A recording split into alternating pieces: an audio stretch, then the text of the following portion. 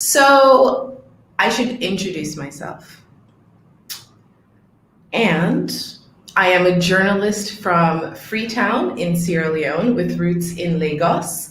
My father was born in Nigeria into the very famous J.H. Doughty clan. My childhood was marked by two extremes. I was a refugee from Sierra Leone in Guinea in the 90s, but I also lived the extremely privileged life of being a diplomat's daughter in Ethiopia. I migrated to the US at the age of 13 and I grew up in the DC metro area, the DMV. I have two degrees. The first is in political science and the second is in journalism. Over the past 15 years, I've written and produced stories for online platforms, TV, and print.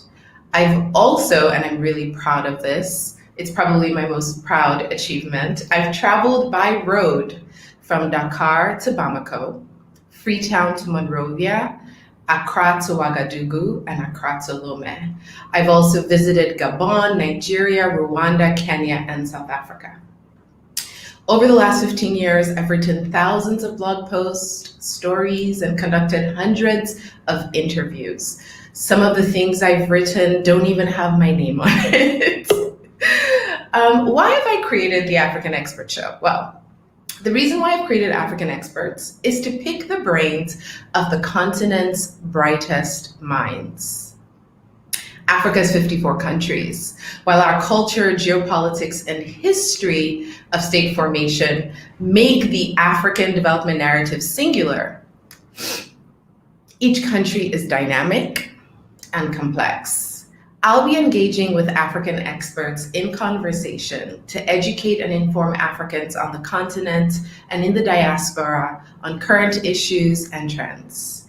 African experts will host practitioners and researchers, entrepreneurs, innovators whose experience of doing and leadership make them subject matter experts who can offer us, myself included, ideas, solutions, and insights to help make sense of our various countries while taking note of the transnational issues that affect a lot of us.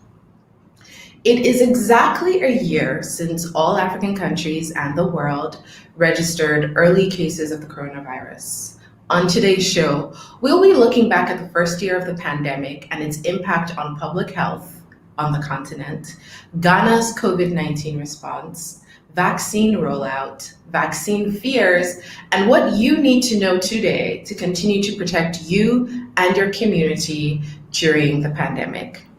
We'll be right back after this.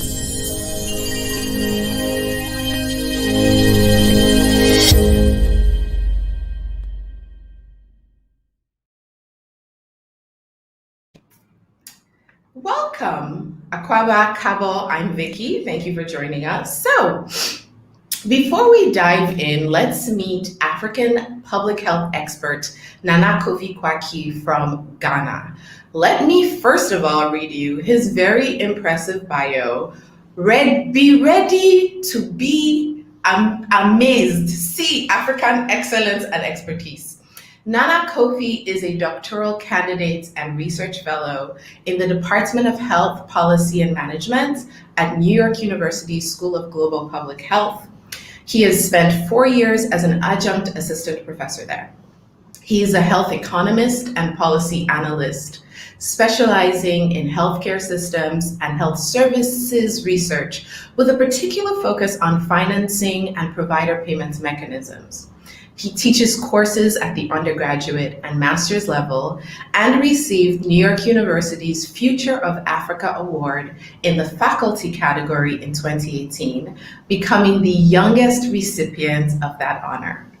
Prior to his academic career, he was a health insurance industry lobbyist with the Georgia Association of Health Plans. In that capacity, he represented the legislative interests of the 7 largest health insurers in America. That is the United States of America, at the House of Representatives and Senate of the state of Georgia.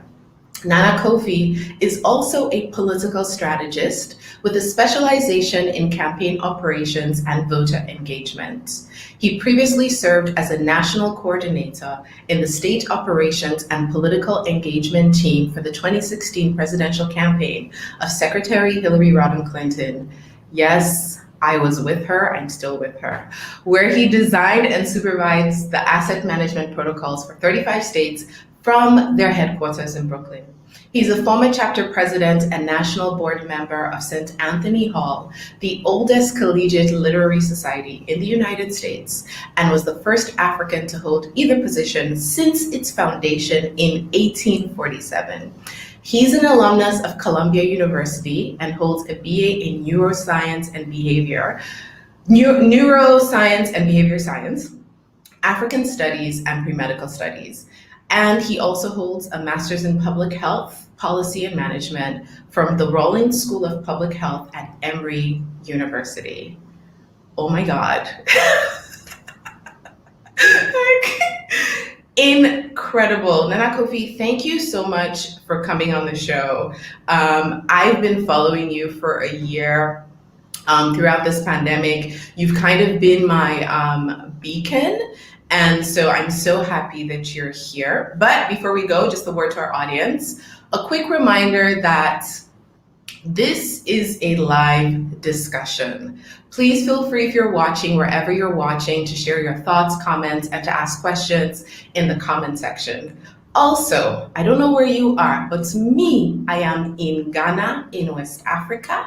Should I lose connection due to the angry temperament of internet connectivity, please don't leave us.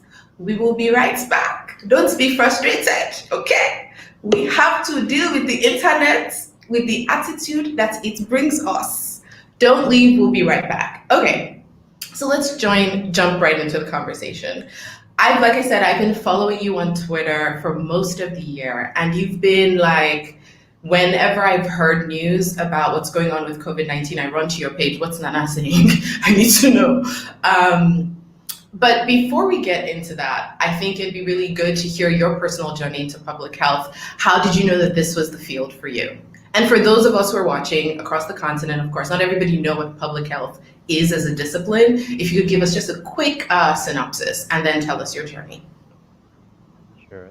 Thanks, Vickie, for having me. Great pleasure to be here.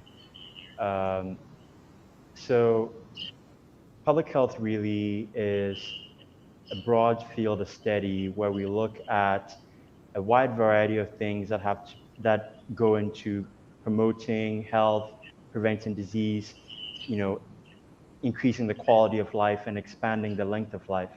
That sometimes is epidemiology, sometimes that's biostatistics, sometimes it's behavioral science, sometimes it's health policy, and sometimes it's really just global health research and global health cooperation. That's something that, in the course of this pandemic, I think we've all gotten to see that public health really does mean a bit of all those things. And for the response, that's kind of how everything comes together. My personal journey in public health really, it goes back to university, where my time at Columbia, I went there, bright-eyed African youth with great dreams of becoming a doctor. In the course of my time there, in the course of doing pre-medical studies and stuff, I started volunteering in the emergency room at a hospital in Uptown Manhattan. And I found, working in that setting, that the kinds of questions that were interesting to me were not really the questions of clinical care, but why some people came to the ER seemingly with just a flu or a cough when it was obviously not an emergency, why people were being asked for the insurance even when they came to the ER as part of the onboarding. Those are things that began to stick out to me, because you began to see patterns where poor people of color tended to seem to use that that emergency care system in America for primary care. And you start wondering and asking questions, and you begin to realize, oh, it's because they can't afford health insurance. And America, despite it being a very wealthy country, doesn't extend that. That got me thinking about what it really looked like in in practical terms elsewhere in the world, in Ghana. And by the time I was, heading into the phase of school where I was going to be making a choice between medical school and other options, it became quite clear to me that I was still interested in medicine or the medical sciences, but with a more broad lens, looking at um, how the broader social, economic, and political structures dictate people's chances for health, so their life chances, and how those life chances also predict their life choices. That is really what got me interested there. Graduate school really firmed that interest, and I've been doing that ever since. Okay. So I'm really glad you talked about like income disparity and that how that can impact people's access to healthcare or health inequalities. Because exactly a year ago across the world, but especially in Africa, because we got cases of COVID much later than other places.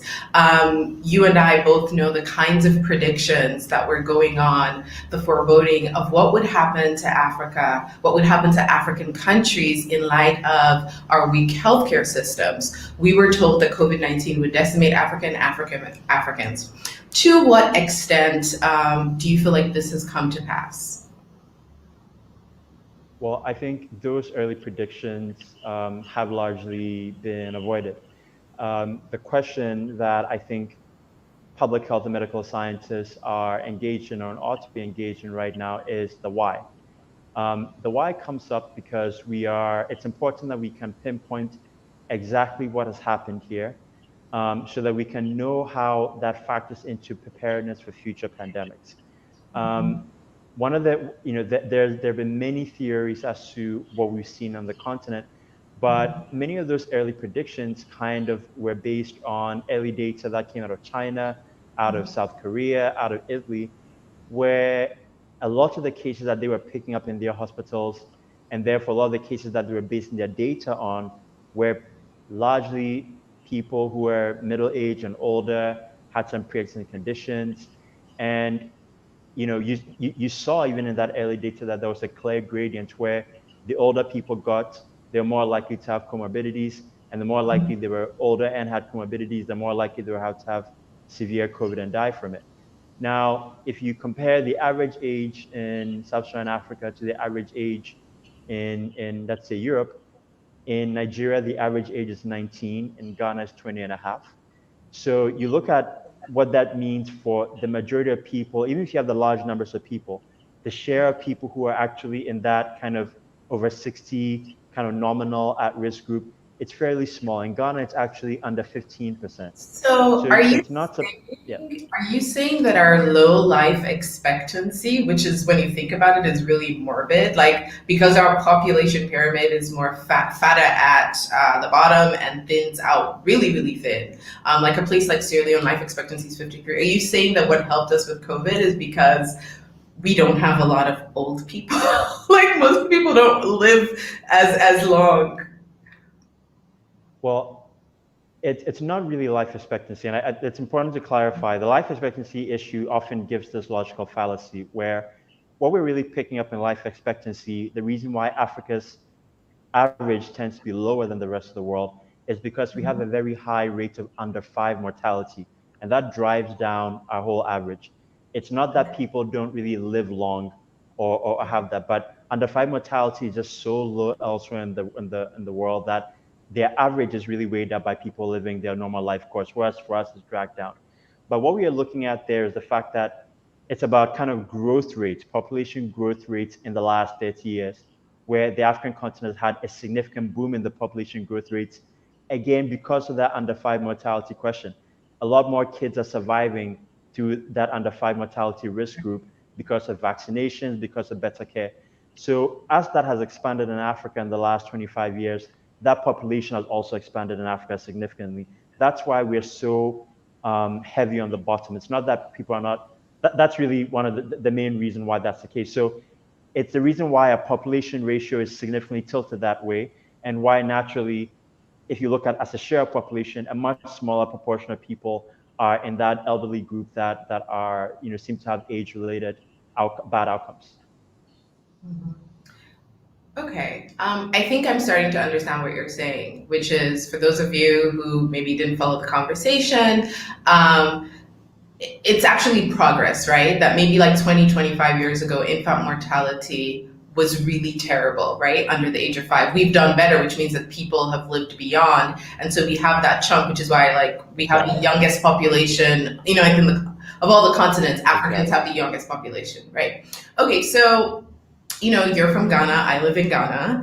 And for most of this, at least the early days of the pandemic, and I'm saying we as in the rest of Africa, we, as I'm not Ghanaian, I'm from Sierra Leone, we looked at Ghana's response as the glory, like the golden fleece of African pandemic response. Can you please just speak a little bit to what Ghana did right in the beginning, and given its own public health structure and its own health resources, that perhaps made it appear as though it was doing better in its response in other places? Sure. So right at the outset, when COVID-19 was first announced here, and really in the lead up to it, there had been a lot of visible work done to reduce the risk of importation, where we had started to see the airports tightening up security. I arrived in Ghana last year, February 25th, and there was already at that point some kind of screening form that you had to fill out to actually disembark and enter the general population. That was part of an initial set of efforts that were very clearly meant to reduce the risk of getting any virus in the country in the first place. That, when it was clear that hadn't worked, by March 12th, when the first case were announced, we moved to a different footing, which was the initial containment. That's where there was a very quick ban on social gatherings, which, in hindsight, especially now what we know about aerosol spread, was a very good thing, because it meant that many of those kind of conferences and workplace settings that were obviously high risk settings because they're indoor, poorly ventilated, and predating masks as well, that those kind of were avoided de facto, by virtue of what we were rolling out. Then we had shortly after that the lockdown, which was meant to really reduce contacts between people in Accra and Kumasi, where we were really identifying as our hotspots. And if you put all those things together, all those things from the airport, including airport closures and everything happened within 14 days, the first 14 days, which was quite different from what we'd seen in other parts of the world where there had been these extended lead times, a lot of talk back and forth. The issue was being very politicized, so there wasn't that kind of a progress on it. Then, about 3 weeks into Ghana's lockdown, we begin to ease the lockdown, and the data first starts rolling out. And I think that's where things, where like kind of the gap between reality and rhetoric began to show a little. Obviously, in the initial phase, the lockdown was a good idea. It was something that really bought us time. The question, though, became, how do you know, you've had the lockdown has worked? How do you know that you've done all the things you're supposed to do? Have you actually beefed up your testing and tracing capacity so that you can actually do significant rapid tracing and contact tracing as well, testing and contact tracing? Have you boosted up PPE availability for the healthcare sector? What are you doing in terms of making sure that just general access and knowledge about this thing is getting out there? And there were some indicators that Ghana was making progress there, but there were also early indicators that some of the actual objectives of the lockdown were a bit skewed from what we'd expect. And then coming out of that, we saw a shift in risk communication that kept reinforcing the idea that all was well, all was well. Even when we saw a first resurgence in June, July, where many prominent people died at that time, very quickly that also, you know, passed and people forgot about it again. But we weren't really changing anything in terms of behavior. We weren't really changing anything in terms of public health response. What was happening was that we were reducing testing quite dramatically, where we began to focus on only symptomatic cases. And that meant that we're testing much fewer people than we were otherwise. We were missing most asymptomatic cases, but that also meant that your daily case reports were generally fairly low. And that is what kind of perpetuated kind of perpetuated the idea that things were okay. But come, December 2020, um, we started importing new variants where the outcome risk that we're facing before from having a young population of generally asymptomatic infection, very few needing hospitalization, that was now changed by this new variant where it was clear that there was an increased risk of death and it was spreading much quicker and more people were having symptoms. Very quickly, we saw the hospitals fill up. We saw the healthcare system overwhelmed. We saw testing explode in terms of private healthcare facilities because of the demand. And that all was because all the containment measures we're supposed to be rolling out were only working because we weren't dealing with a very problematic variant. And as soon as we had one that gave us the kind of outcomes you'd see in Europe, we started seeing those outcomes here as well. So those are the kind of things that have gone on here. But it's without a doubt that Ghana's response has been relatively, excellent for the African continent or very good for relative to many other African countries. But this is a case where better is not the same as good enough. And it's not the same as enough at all when it comes to what we're supposed to be achieving here to keep people safe and protected. Absolutely. One of the things that I noticed happened in the US was I mean, you talked a little about behavior, like people changing their behaviors. In the US, you had the situation where people politicized mask wearing. And so it became this thing that now it's not a public health decision, it's a political decision. Do you feel like there were certain things that happened in Ghana or elsewhere on the continent that prevented people from adhering to the measures? Like, I'm trying to hint, maybe talk a little bit about what leadership was doing in Ghana in the lead up to the election, right? Because they had the option to postpone the election, they had the option to do a lot of different things, but they kept going, they carried on through November and December. And we didn't really see the health messaging change. We didn't really see leadership doing the right things. So do you feel like they perhaps, in addition to like the entrance of the new variant that was maybe more contagious, how do you feel like leadership's behavior, and I'm not pointing fingers at any individual, but just leaders in general in Ghana were very, very visible, their behavior helped to kind of reinforce this notion that like, oh, let's all lean back because it's not really that much of a problem? Well, I think, as you referenced in the United States, the pattern in mask wearing, for example, was heavily politicized, where people were weighing out objective truth by what, whether it's a D or R behind the name of the person saying it. We haven't had that same kind of bifurcation in just good science here, but we have had across the continent the reality that public health is inherently political play out, because public health outcomes and public health imperatives can come into conflict with economic imperatives, with political imperatives. And we saw that around the continent. We've seen that here in Ghana as well.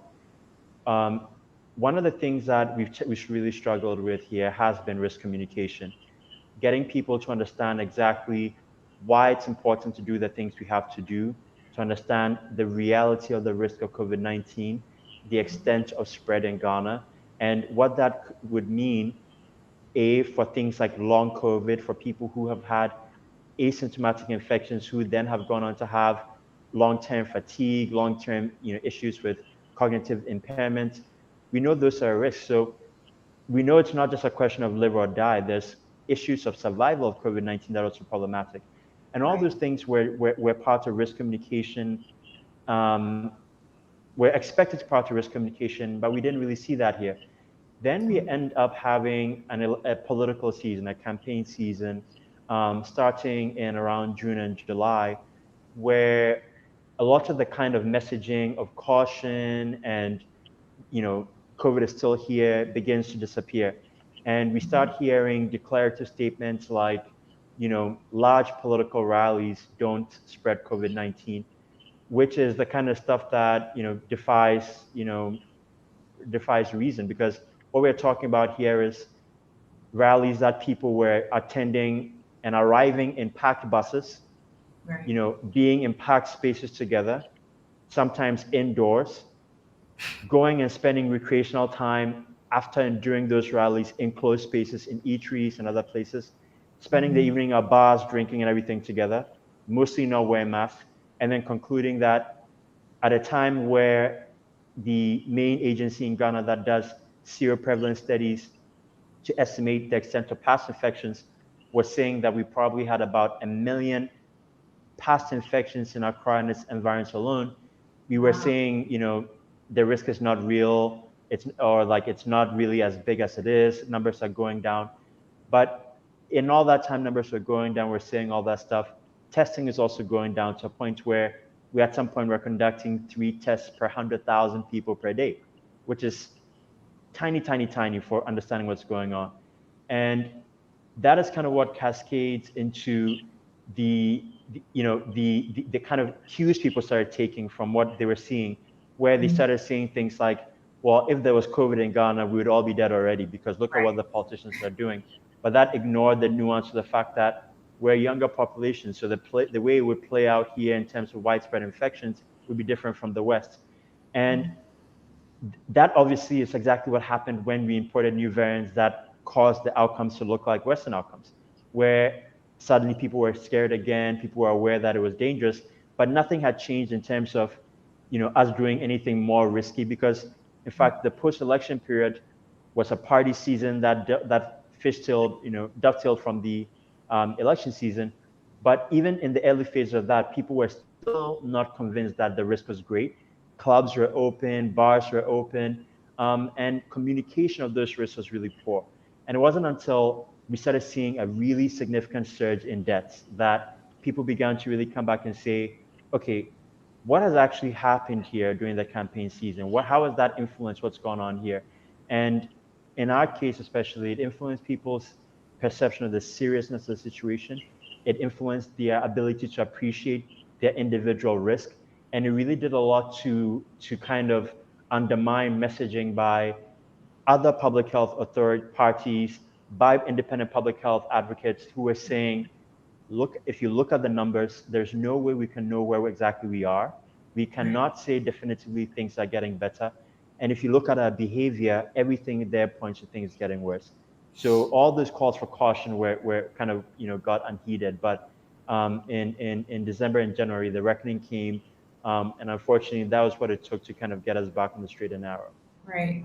One of the things actually that I've seen you talk about a lot on your Twitter feed is the media's role in, disinformation and also just keeping policymakers honest and holding them accountable. I've seen so many of your tweets talking about, why aren't, the media houses asking these questions? Why aren't people pushing beyond? It's almost as though, and I don't think this is even just a Ghana problem. In general, I feel like across the continent, we have a we have a media journalist accountability issue where a lot of times governments put out press releases or hold these press conferences, and the media, and I have to include myself in that because I'm a media practitioner, but just taking things for face value and the media kind of losing its focus on their role to push for more answers, for more concrete information.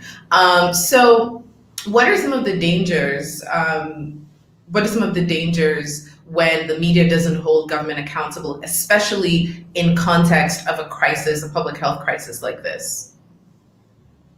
I think that's a really great question. And it's something that I bring up with my students in every semester of my policy courses, where we spend some time talking about public health and the media. Um, I first started thinking about this topic during my undergrad years, where I took a class called Cognitive Neuroscience in the Media, where we looked at how scientific findings around people's behavior, those kind of catchy studies about, here's this wonder drug that will make you fall in love in 2 days, or scientists found this part of your brain predicts what kind of person you like. We spent a lot of time in that class looking at how sensationalized a lot of the reporting on scientific facts were and what that did to people's appreciation of those things. And it's something that really stuck with me in all my practice going forward. And it's something that, you know, in my classroom it's theoretical, but COVID really made very real for me. The only other time I'd experienced anything like that was when I was lobbying in Georgia, because at that time the Affordable Care Act was about to be rolled out after passage, about to be implemented. And I remember seeing how coverage of it there was just so disingenuous sometimes, where the journalists understood that the question they were asking was a reactionary or exaggerated question. For example, the Obama administration asked questions about, death panels for old people with Medicaid expansion, and those were hyperbolic statements made by certain political actors, and those were just taken by the media and thrown at, at legitimate, you know, people making legitimate points as in things they should respond to. When you're asking, by even asking them to engage in that, you're asking them to engage with the absurd or to validate, stuff that is just not true. And you're seeing a similar trend around the world when it comes to coverage of COVID. But I will use Ghana as a specific example where, as you said, I think we've had challenges with the way we communicate what's going on in terms of COVID here, partly because, I mean, understandably, COVID is a novel public health crisis. Even public health experts are having a hard time keeping up with the science. And even those of us who are trying to keep up with the science, there's no real training for Twitter pandemic. Like that's really based on like what your own experience in social media, your own expertise or communication. That's what many public health experts and personnel around the world have relied on to do this work at this time. So we don't have necessarily a training-based skill set to do the kind of messaging and communication here, but we come to it knowing that we don't know that, and Right. making sure that we are deferring to our colleagues who do, and presenting the information with all the caveats about uncertainties that are appropriate, so that people know that this is what the science is telling us, but that's what the data that we have available says, but there could be other things that are worth thinking about here. That's how we usually communicate it. The challenge with the media space is that very often that additional expertise that gives you perspective of what you don't know and why it matters that you say you don't know it, that can be lacking sometimes. So media houses might get, Ghana's, yesterday, a week ago from today, a week ago from today, Ghana's cases, I'm using a theoretical number here, was maybe 500 cases a day. Today's 200 cases a day. So that means Ghana's COVID-19 situation is improving. But what if those numbers are half what they were before because you are testing at half the rate? What if they're half because you are testing a different population that is much less likely to be infected? What if it's less because you are maybe using antigen testing, which is inherently somewhat less accurate than PCR testing, and therefore you're Right. finding fewer cases? There are so many other contextual factors there that could be explaining that if you don't look at any of them and you just report the, the public health or the kind of, official stance on it without looking at that nuanced data, you end up missing out on the nuance, and you end up communicating to the public relations aspect of things rather than to the public health aspect of things. And I think the culmination of that was in seeing media houses in Ghana in December themselves having parties, large public gatherings where, at a time where we knew COVID was spreading, which suggested that it was really because of a lack of appreciation of the reality of the situation. Right. That's something that has also obviously trickled down into the public, because that means when you're dealing with things like, you know, somebody writes a paper that's not it's not a scientific study, it's not peer reviewed, it's a research letter about their preliminary findings. They publish it and say hydrogen peroxide gargling can prevent COVID-19. And you have every major media house running with it, platforming it, and spending all that time not doing the simple fact check of Right. what does the science say? What does the study say? Has it been peer reviewed? Doing that critical work to assess it.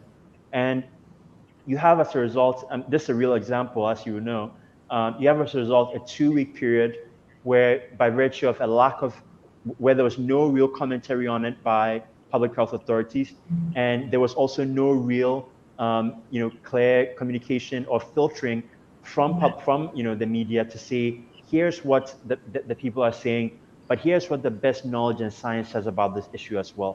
And we've seen similar issues around the use of things like vitamin D and zinc, where repeatedly the evidence says those things don't work, but you have people, in the popular media still talking about it, still platforming people who are talking about it. And then you have ultimately the big challenge that we're facing right now with vaccines, where all sorts No, of I don't want conspiracy to get theories. vaccines yet because we're going to take a break and we're going to come to the vaccine conversation.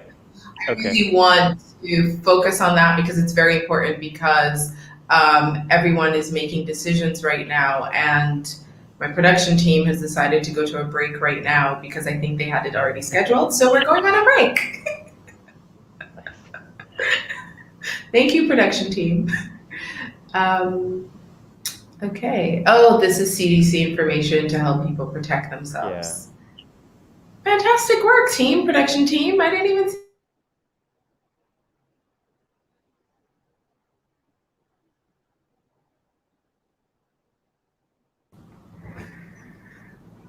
Oh, and we're back. That wasn't the real break. That was like a pre-break. I didn't know my.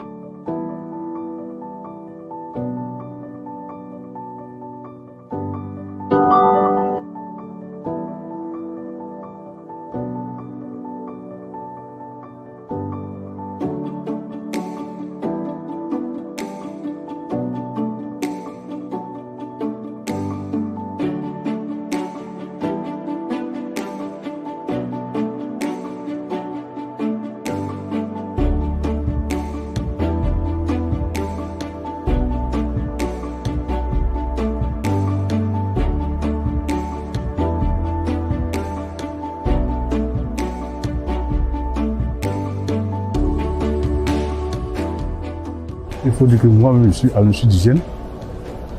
Nous sommes en première ligne de la lutte contre la Covid-19.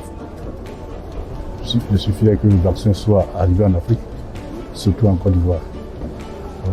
On espère que ça va limiter ou stopper la propagation du virus, la pandémie.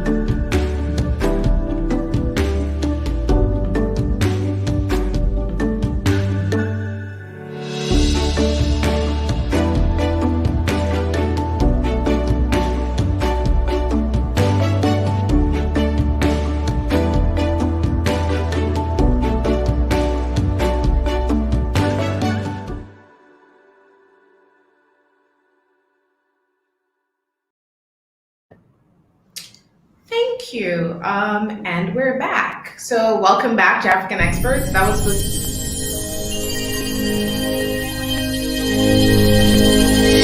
You're watching African Experts with Vickie Remoe. That's fancy. Thank you. Welcome back to African Experts. I'm your host, Vickie Remoe. This is our first show, and part of it is we're learning how to do it. It's an experiment. Every show is going to be an experiment, and hopefully we'll get better and better. Thank you so much for joining us. Today, I'm in conversation with doctoral fellow and public health expert, Nana Kofi Quakyi. We're talking about the pandemic in Africa 1 year on, and we've talked about Ghana's COVID response, and now we're going to move the conversation to vaccine rollout. As you may have heard, last month, Ghana became the first country to receive the Oxford AstraZeneca vaccine from Gavi, which is the Global Vaccine Alliance, under the COVAX initiative. Nana, could you please just give us a brief? I know people have heard of COVAX, but not everyone is aware of kind of how it got together and how Gavi, or even know about Gavi. I feel like Gavi is one of those things that only you public health people know, and only maybe some of us journalists know because we have to. But please help us understand what COVAX is as an initiative, and how Gavi has worked to make countries make the Oxford AstraZeneca vaccine available to countries like Ghana and other countries in the world. Sure. So at the heart of the question of vaccine access globally are a couple of limitations that have to do with the structure of the pharmaceutical industry itself. Um, on one hand, their profit-making, mandate, and on the other hand, there are technical limitations in terms of how much they can manufacture at any given time. No vaccine manufacturer in the last, really in the last like maybe 70, 80 years has had to be rolling out a vaccine where the idea is not to get like, you know, gradual coverage, but where you're aiming to manufacture for pretty much the whole world at the same time, concurrently. And what that has meant for a lot of countries is basically that they've not been able to, in terms of the production, is that you have a very limited global supply that on which there's also limited practical, there's a practical bottleneck of production ability. And then on the demand side, you have the additional challenge of now that the demand is limited and there's a profit incentive, you can obviously see how it plays out in terms of who gets those vaccines first. So countries that can bid more will get more and they'll get them sooner. And those countries invariably are wealthier countries, countries like the United States, in North America and in the EU, who have the bargaining power to go to pharmaceutical manufacturers and say, hey, Pfizer, hey, Moderna, hey, Johnson & Johnson, we want 50 million doses. You give us the price, we're going to negotiate, but we're going to pay. And we're going to try and outbid other countries to get ahead on your list, right? And what that creates is a situation where you have what has been couched as vaccine nationalism, where countries are looking out for their own interests. And in that mix, in that broad pandemic, political, in a global pandemic, which is crazy if you exactly think about it. Yeah, exactly. And so it's when that's the context in which countries like Ghana, like Sierra Leone, and many of our brothers around the African continent, that's what we're all facing. That's the market for vaccines we're facing. Obviously, that access was going to be very, very difficult. So on one hand, there was a question of, can you incentivize manufacturers to produce more than just what profits would suggest they should produce? And then can you also make it so that countries that can't afford these vaccines can actually get access somehow? And that's where Gavi came in with the WHO and CEPI, where they decided, let's create, the solution here is not necessarily to go into vaccine manufacturing, but we're going to go for financing. We're going to finance vaccine development. We're going to finance R&D. We're going to finance distribution. We're going to finance, education and communication. And we're also going to finance purchasing for certain countries. But that's going to be done by pooling resources of all the countries that want to participate and using those pooled resources as the leverage, the combined leverage for bargaining for better deals at better price points from these vaccine manufacturers. So that's what COVAX really is. It's basically a combined bargaining tool where all these countries come together to pool funds to go and bargain with, but who are also then using some of the pool funds to incentivize vaccine manufacturing by encouraging these pharmaceutical companies to produce them because there's guaranteed demand on the other side. So that's kind of what COVAX does. So what it's been doing in the last couple of weeks is basically its first deliveries, where given its limitations of the fact that it's mostly poor countries, some wealthy countries are donating through official development assistance, but it's just not as funded as it's supposed to be. So its ambition anyway is to cover 20% of the population of most countries. So the doses that we're starting to get are part of that initial coverage that should get us to 20% through COVAX alone. But 20% is a far cry off of the 75% that we're going to need for herd immunity. So COVAX is going to help us with that 20%. And what we've been seeing around the continent in the last few weeks are those initial deliveries that are meant to get us exactly to that level. Now, the question arises, how quickly can COVAX do this and how comprehensive is coverage going to be? And there's initial concern that COVAX might not have the money to meet those targets, and that the vaccine manufacturers might still be prioritizing, orders from the EU and from the US over, and even in some cases for their home countries, over what we're getting. Can we talk about, and this is just like an honest, candid thing. I know, all of us were like super excited when, Mama Ngozi was elected to the WTO. Everybody was like, oh, Africa Rising, as we usually do when one of us breaks a glass ceiling. But experts like you and many others I've seen have called out rich countries on the way that they have held out on the patents for the COVID-19 vaccine that would make it easier for other countries and other vaccine manufacturers, maybe in India, South Africa, et cetera, to produce cheaper vaccines that would help us reach or get at least closer to what our need is. I know South Africa and India led a push for the WTO trade-related aspect of intellectual property agreements to be waived so that they could have access. But the same rich countries that are funding Gavi for us to get COVAX were the same countries that blocked the request of the WTO. So the EU and the European Union countries, the UK, USAID, all of them are okay to fund Gavi and COVAX under this guise of global health and helping us get like 20%. But why won't they give us these patents? Why won't they release these patents so that we can actually, so we can have, like they've done for malaria medication, right? You have that, 2-day or 1-day dose that's out there in the market. Most people can get it in Sierra Leone. I know for $1, you can go to the pharmacy and get like the malaria treatment.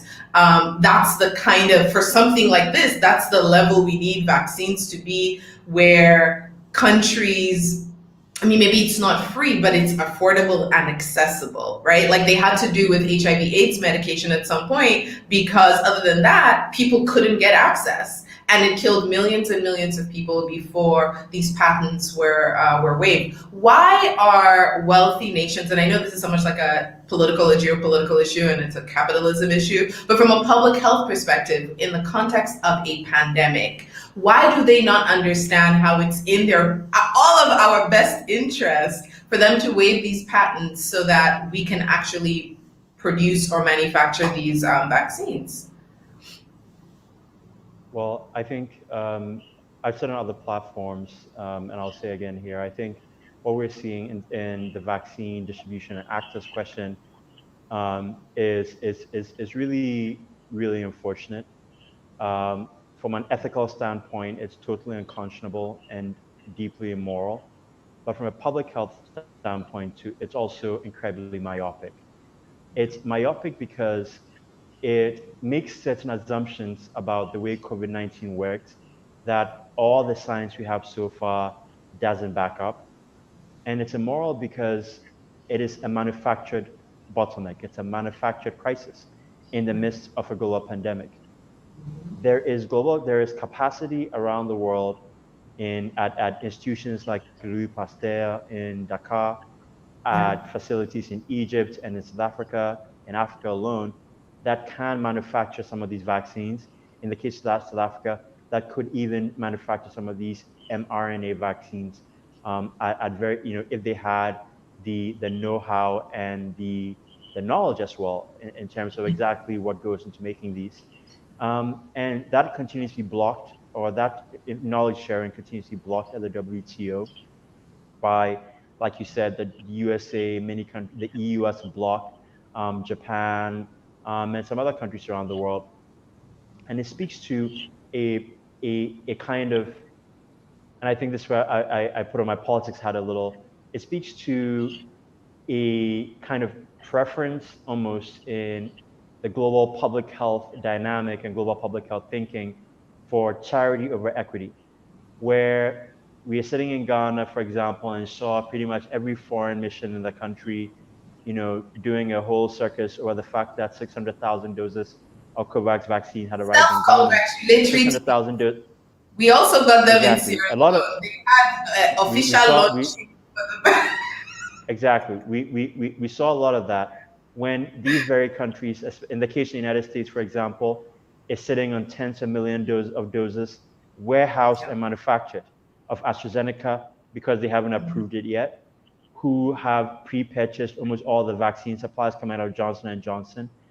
You have countries like Canada that have basically procured 5 times what they're going to need in terms of vaccine supplies and are still taking doses from COVAX. And when the USA, for example, was deciding, okay, we're going to give some of those AstraZeneca doses to countries that need it, they still gave Canada 1.2 million of And I think the they're 4 giving million they Mexico gave as us. well. They just announced that they were sending They some. gave Mexico 2.8. Yeah. Exactly. To Mexico, I can understand, but Canada 1.2 million. You start to really wonder what the priorities here It's vaccine are. politics. And it's exactly. And it when you look at the question of the global risk, Yeah. the parts of the world that have least been able to prevent to do like hard lockdowns and do the very stringent public health measures and to enforce them rigidly are parts of the world like sub-Saharan Africa, where we have had low rates of testing and where as many of the results when we look at excess mortality studies, when we look at seroprevalence studies that give us a kind of estimate of what the real picture is, not what testing and confirmed deaths say. Everywhere on the continent, the real picture is on the level of 5 times, 6 times worse than what the raw confirmed numbers would say.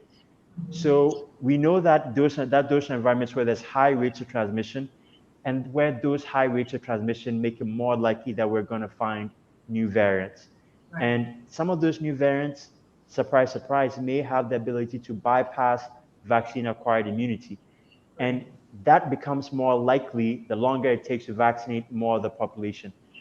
So for these wealthy countries who are looking at this as a question of not wanting to set a precedent where they have to take a hit of some sort for their domestic companies who are pharmaceutical companies, what you're missing here is that you stand the risk of having to do this vaccine drive all over again if we allow this thing to continue spreading and new variants continue emerging. Because what we are doing here is Russian roulette. What we are doing here is something where we are taking a gamble and saying, well, we can afford to have some amount of, high transmission in some places might not be a problem, when we know that the more that happens, the more likely it is we'll have new variants. And the more new variants there are, the more likely that we'll have some of them, like the UK, the one identified in the UK, or the one in South Africa, or in Nigeria, or Manaus, in Brazil, that are more infectious, or that can evade some antibody protections, or that can cause more severe illness, or more likely, or more increased risk of death. So that's the picture that they are not looking at fully here. And I personally just found it very galling to see that kind of self-congratulatory stuff when quite obviously we are not getting the kind of proper, equitable vaccine sharing, global solidarity that would really be meaningful in making sure that we can get the significant levels of protection on the African continent, in Southeast Asia and other parts of the world, at a time where these things can be solved literally by changing those rules of the WTO, temporarily suspending them, and sharing the knowledge so that we can increase the number of vaccine manufacturers around the world that are producing these doses for us right now. Okay. So I can't believe that the conversation has gone so quickly. I don't even know what happened. I thought 1 hour was a really long time, but thank you for putting that into perspective for us. I think a lot of times, the continent, all of our countries, we find ourselves in this place where we are at the mercy of, more developed and more economically advanced countries. And especially during this pandemic, you saw that all of us had to have individual responses, right? There was like each nation had a national response. And it was really difficult for regional blocs like ECOWAS or the East African community and the Southern, we could not have a unified, I know that there's Africa CDC, but we didn't hear that, oh, these group of countries are coming together to find a vaccine, et cetera, that like we are, in terms of knowledge and access, we constantly find ourselves in this place of, in a disadvantaged position. And that's something that I hope changes, because we can't continue to be in this space. Before we close, I'd just like to take a couple questions. And I know that people want to know if this vaccine is safe. So I'm going to ask that first. We know that there are multiple vaccines. Would you, as a public health expert, take the vaccine? Do you have a preference? What's your advice to people today? Because I know tomorrow in Sierra Leone, first of all, they're rolling out vaccines for people who are watching there, people who are watching here in Ghana, who are watching across the continent. If they have an opportunity to take the vaccine, should they take it? And does it matter which vaccine they take? I'll say what I've said every time I've been asked this question, that the best vaccine to take is the first one you're offered. All of these vaccines, AstraZeneca, Pfizer, Moderna, Johnson & Johnson, Sputnik, Sinopharm, these have all gone through a rigorous scientific process. They've gone through extensive testing. They have to make sure two things at least are true. One, that they actually provide you meaningful protection from severe illness or death from COVID-19. And two, that they do not present you with significant health risks beyond what we would expect in vaccine side effects, from general vaccines of this nature. And on both counts, all the science says yes and yes. Where we know that all these vaccines have gone through the trial process, I picked up on a lot of apprehension about the speed at which this happened. But it's important to understand that vaccine development usually doesn't have the whole world funding it at the same time. Right. It usually has regulatory processes that are not always, based on how fast the science can be done, but based on how bureaucracies operate. And those things have all been condensed right now. All those inefficiencies have been eliminated. And we figured out that with existing technology and emerging science about how the vaccine looked and operated, how it was structured, how the virus looked and operated and structured, we put those two things together and came up with, yes, in a record time, but following all the same steps, following all the same steps, all the same rigor, measuring all the correct outcomes, just doing it in a shorter time frame, that we know that these are safe and effective. So the first one that you're offered is the best one you should take. I'm still waiting for my population segment here in Ghana to kick in, where I think I believe like 3 or 4? I believe I'm in group 3. I think group 3 is the general population, and I'm waiting for that to come up so that the rest of mankind. So I'm waiting for that to come up, and I intend to get vaccinated as soon as that's doable. When it was available. I've been haranguing my parents for days in the lead up to it.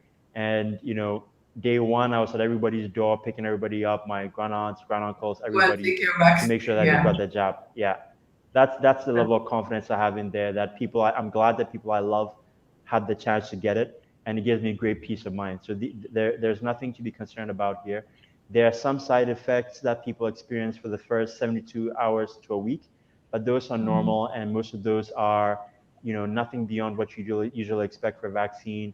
Maybe a fever, maybe chills, but medication for those things over the counter will help with that. Okay. First of all, thank you so much. I feel like, one of the best parts of being a journalist or being in this business is that you get an education really, really quickly without having to do all the hard work, because you get to talk to people like you. So I had wanted us to go to questions, but I really also don't like going over time. And so I'm going to make sure we don't take any more time. Thank you so much for coming on the show and being my first guest. I would like to thank my production team at VRNC Marketing Company, Salwa Kamara, Franklin Bob McEwen, Mohamed Gando Jallo, Abdulhamid Kanu, Alassane Lamid Cardbo, and Augustine Cardbo, who are in Freetown and here in Accra. Without them, this show would not have been possible. This was a crazy idea I had sometime in January, and I just said, let's do it. And they did all this work to pull this together, working all virtually. So thanks to them, they're amazing. I also want to thank you, Nana Kofi, for coming and making the time. And of course, everyone watching across the continent and in the diaspora, thank you for tuning in. Before we go, I would love to leave you with a quote from the late great Wangari Maathai, because it's still a pandemic and we need words of wisdom and comfort. No matter how dark the cloud, there is always a thin silver lining, and that is what we must look for. The silver lining will come, if not to us, then to the next generation or to the generation after that.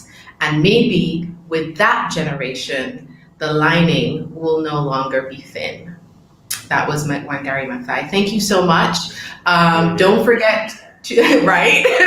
Don't forget to, share this video, tell your friends about it, subscribe to it on YouTube, follow us on Twitter and LinkedIn and everywhere.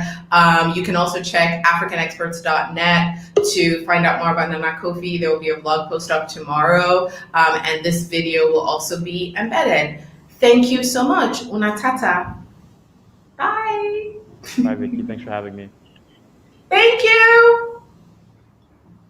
First show done. First show dance. If they don't sign an end of the broadcast, first show done.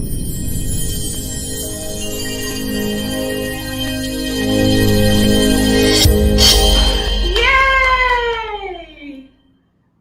Oh, Franklin, come on the show and end the broadcast. Wait, you haven't ended the broadcast. Why are we still here?